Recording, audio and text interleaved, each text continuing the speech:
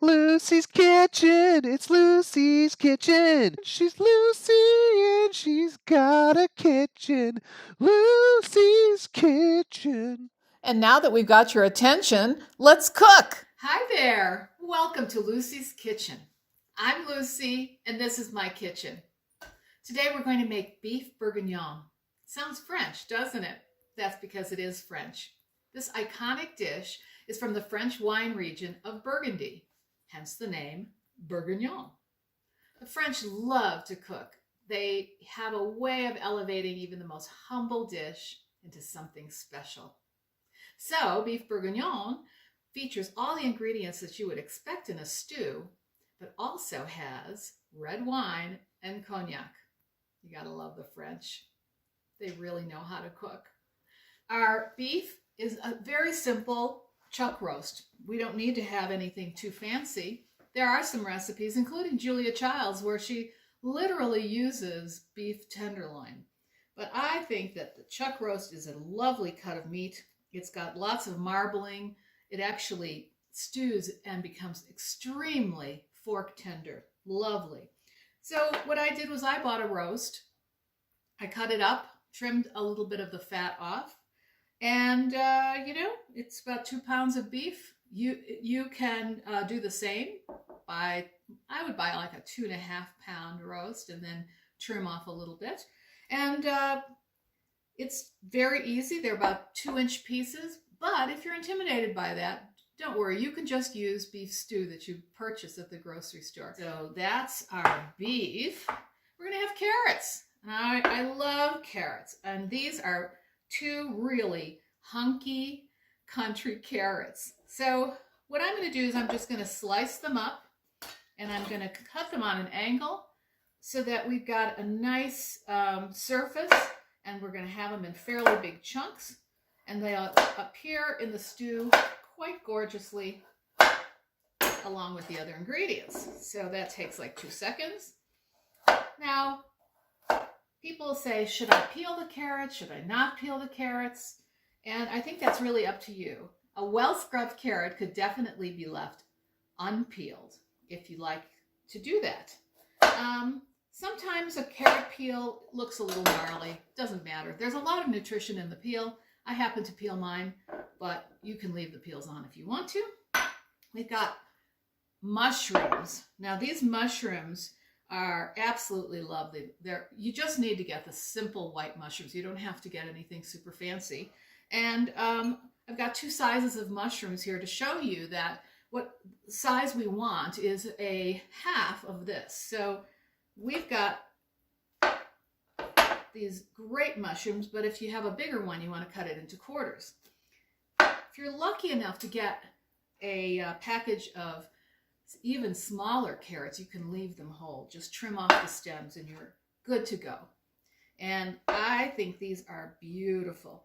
Now the mushrooms don't get added until close to the end because we want them, again, to give up some of their flavor but also retain their shape so that when you serve this at the end, you can tell, oh, those are the good mushrooms. Done with that. We've got chopped onions. And we've got some garlic. Now I'm going to just smash this garlic. And, oh, there we go. This is the easiest way to get garlic peel off. You just take a clove of garlic and smash it with your knife. And now you've got this lovely piece of garlic. And the peel just comes right off. It just literally falls out. And there you go. So we're done with that. I've also got chopped parsley, and later when we add the mushrooms, we're also going to add pearl onions, and these are going to be added again at the end so that they retain their shape, they don't disappear, and they're going to appear in the plate and be just beautiful. So another important ingredient in our dish is bacon. This is 4 ounces of bacon, and it's a thick, smoky bacon. I'd say this was only about 3 slices. It's pretty thick, and it's very fatty, which is good. We want it to be fatty because this is how we're going to cook brown our meat. We're going to brown it in the bacon fat. It's going to be absolutely delicious, especially with a smoked bacon.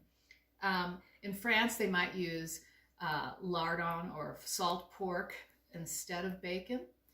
They might use pork fat, but we've got bacon and it's going to really enhance this dish. Finally, we want to talk about our cognac and our wine. Now, don't go using your, $100 bottle of cognac to cook with. You just need something that's, again, drinkable and nice. It doesn't have to be expensive. It's going to just add a beautiful flavor to the dish. And then we've got our red wine. Now, I'm using a French wine, a French red, because I really think that since this is a French dish, why not go all out and get a French wine? But the most important thing is a wine that you enjoy drinking, because it has to be a good wine. It doesn't have to be a $30 bottle of wine, but you want a wine that you wouldn't mind having a glass of it yourself, as we probably will at the end of cooking. So if you don't have a French wine, that's okay. You can use a Pinot Noir, you can use Cab, you can even use a Zinfandel in a pinch. Anything that you might have in your home is fine, but sometimes it's fun to go the extra mile. So now we're done talking about our ingredients, so let's get started with the cooking. So we're going to start with our bacon, as I said, and to help the bacon cook evenly and not burn, I'm going to add a little olive oil. This is my trick. Now when I cook with butter, I do the same thing. Something about the combination keeps them from burning. And part of that is that olive oil has a much higher burning temperature, smoke temperature, than does the bacon or the butter. So I'm putting a little in there, okay. And my pan is quite hot, so I can go ahead and get the bacon going right away. Oh yeah.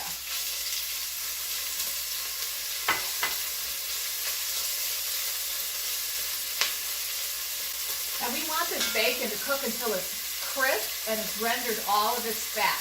The important thing about this is that we're going to need that fat to brown our beef, and that's going to make a real difference in the flavor of this dish.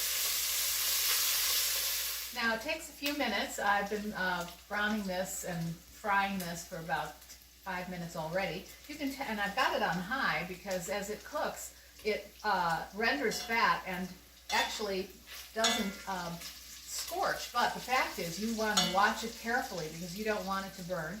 We want it to be very crispy, and we want it to render as much fat as possible, but we do not want it to burn. Because we're going to use this bacon later when we enhance our dish, when we add our mushrooms and our pearl onions. So our bacon's done. I think altogether we cooked it about 7 or 8 minutes. I'm going to turn this off for a minute.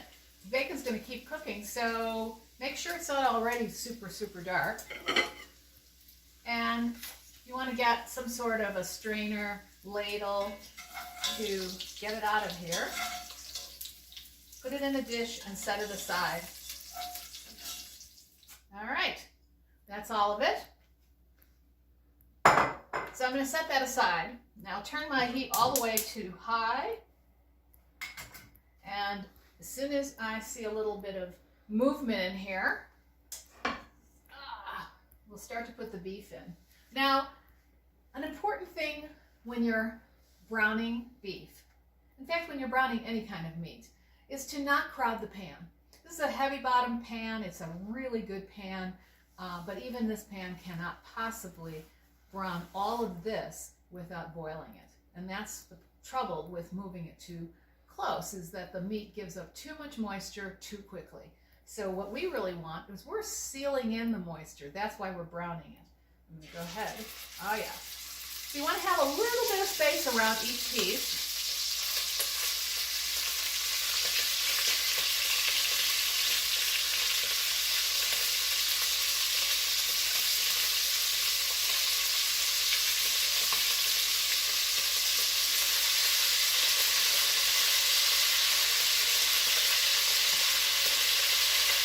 So it looks to me like we're going to probably do this in 3 batches.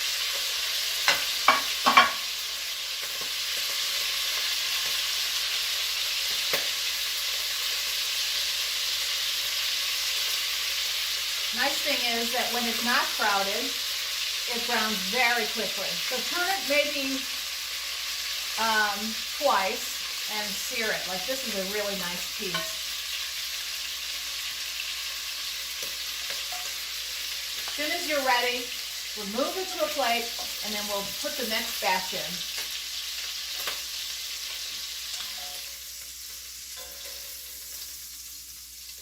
All right, done. I'm gonna set this aside right here. I don't think it's, oh, there we go. Okay, now we're gonna quickly throw in some of our other ingredients. First, the chopped onions.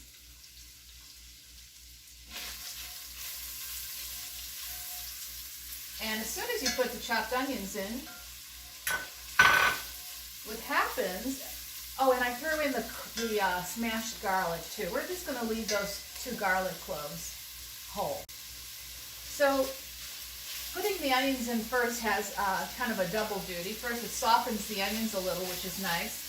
And then the second thing is that it manages to kind of deglaze the bottom of the pan because onions tend to be very juicy. So we've got this gorgeous thing going on here with the onions and what was in the bottom of the pan, the bacon fat. So now I'll throw in my carrots.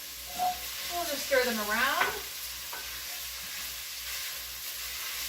And I've got my branches of thyme, which is fresh thyme, and it's nice to just throw the whole branch in.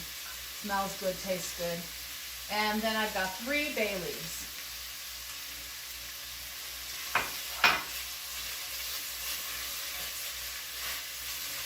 So at this point, we're not going to be cooking the carrots very much. They're just kind of glazing.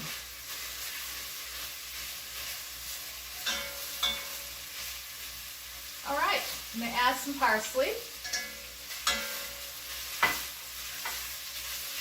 Now I want some pepper, and I've got about a teaspoon here. I'm going to put it all in there. And salt. Now I have about a tablespoon of salt here, so I'm going to put in two teaspoons worth, and then save the other for when we taste it later. We don't want to over salt.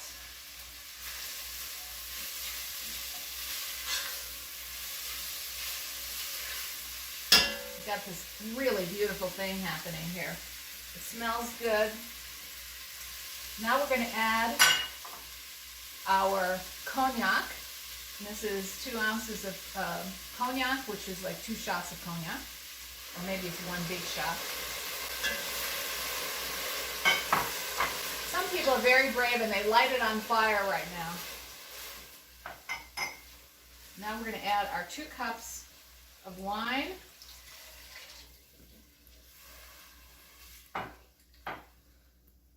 Okay, so now while that is heating up, I'm going to put my beef right back in.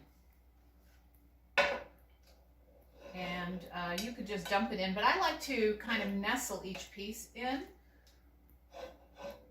because I'm finicky that way. So one thing I really love about this dish is that once it goes in the pot and everything is ready, you don't even have to pay attention to it for an hour, and then you don't have to pay attention to it for another hour.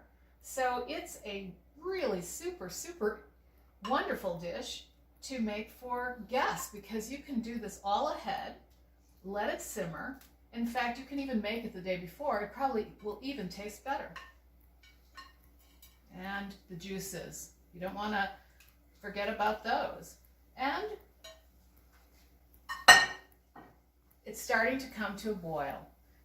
We're in the perfect place that we should be right at this moment. As soon as it comes to a boil, I'm going to turn it down to a simmer, and then we're going to just go away for an hour.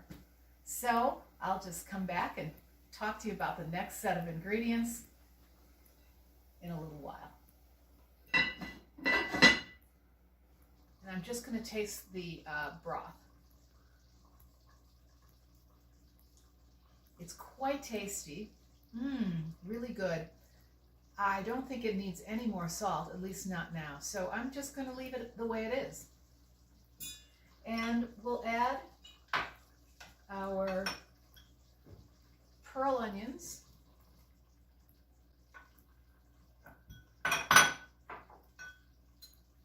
The mushrooms.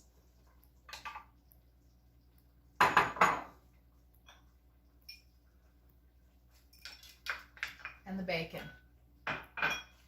So I'm going to stir this up. Now here's the thing. The liquid, it definitely has cooked down. We might want to add a little bit more, but we won't really know until the vegetables have a chance to release some of their liquid. So I'm going to put them in here. I'm going to cover it up again, and then we'll come back and check in about 10 minutes and see, and then at that point, if it needs liquid, because right now, you know, if it were done, I would probably add a little bit, maybe half a cup of water. But we won't know whether it's going to need that until it's cooked down a little bit. So we'll give it a chance and check in 10 minutes, and then we'll be able to leave it for the rest of the hour. All right, it's been 10 minutes. I'm going to check to see how our liquid level is. And I would say definitely we need to add some. So I'm going to add just water. We've already added a lot of wine and cognac, and some people think, maybe I'll add a little more wine. But if you add water, it doesn't affect the flavor. It just gives you more gravy. So that's what I'm going to do. And I'm going to start with a half a cup. And, oh yeah, see, that's so much better. Now it really seems like a stew. We can let this go, and maybe a little bit more. Okay. Now, it's going to cook for at least another hour. So I don't think that's too much water. And frankly, you're going to want to sop every bit of this up with your bread. So let's not worry about that. But we do want it to be thick and kind of creamy. So you don't want it to be, you know, too thin. All right, that's it. So I'll see you back here when it's time to check it at the end. All right, it's been cooking for another hour, so 2 hours so far.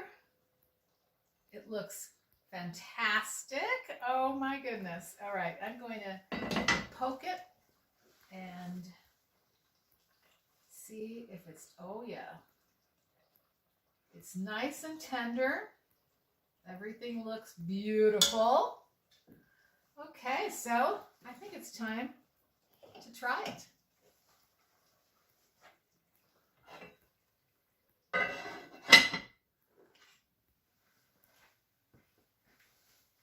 I'm looking forward to trying this beautiful French beef bourguignon. Now what I like to do is I like to use a wide-rimmed, shallow bowl, and it's nice because it catches some of this beautiful sauce. Great for dipping. And just take a little bit of this beautiful, oh, it's gorgeous. Look at that. And the sauce is marvelous. And one thing I love to do, as you know, is decorate with a little parsley. You could actually have chopped parsley and sprinkle it all around. And you just want a little green on your plate. You could also serve this with some steamed green beans or some asparagus. It's just perfect. Here we go. Oh, lovely. It's just so tender.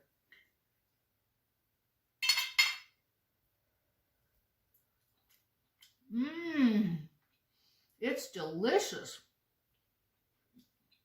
Oh, I'm so happy I made this dish.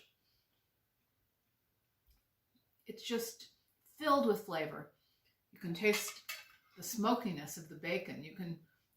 The meat itself is just falling off the bone tender. It smells fantastic. I can't think of anything that would be lovelier to serve to guests. And when you really think about it, it's just beef stew. Well, that's it for today. Thank you so much for joining us here at Lucy's Kitchen. Don't forget to like and subscribe, and come back next time when we have more delicious recipes from my kitchen to yours.